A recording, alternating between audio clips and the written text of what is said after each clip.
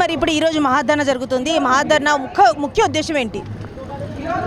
మహాధరణ ముఖ్య ఉద్దేశము కాంగ్రెస్ పార్టీ అమలు కాని హామీలకు ఏమాత్రం కూడా అవగాహన లేకుండా ప్రజలను మోసం చేసి అధికారం గద్దెనెక్కింది. ప్రజా సమస్యల మీద ప్రభుత్వానికి లేదు, కేవలం ఏంటంటే మాటలు చెప్పి దాటేస్తూ ఉన్నది. కాబట్టి ప్రజల పక్షాన ఖచ్చితంగా మేమున్నామని ప్రజల పక్షాన పోరాటానికి ఈరోజు ఈ మహాధరణ నిర్వహించడం జరిగింది.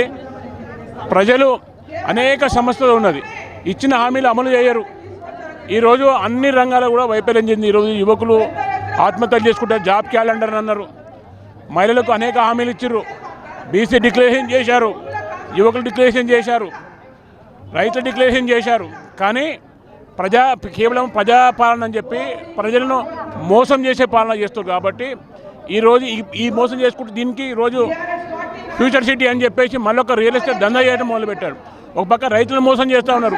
30,000 ఎకరాలు రైతులు గత ప్రభుత్వం ఫార్మాసిటీ పేరు మీద దోచుకుంటే దాన్ని రియల్ ఎస్టేట్ చేయడం కోసం ఈరోజు ఫ్యూచర్ సిటీ అనే కొత్త నాటకం ఆడుతున్నారు. కాబట్టి ఇది ప్రజల పక్షాన పోరాడడానికి ఈరోజు ప్రభుత్వం కళ్ళు తెరవాలని చెప్పేసి ఈ ధర్నా నిర్వహణ జరిగింది. దీన్ని నిరంతరం జరుగుతుంది. ఈరోజు ప్రారంభం మాత్రమే. ఇది ఖచ్చితంగా దీన్ని ప్రజల్లో తీసుకుపోతాము.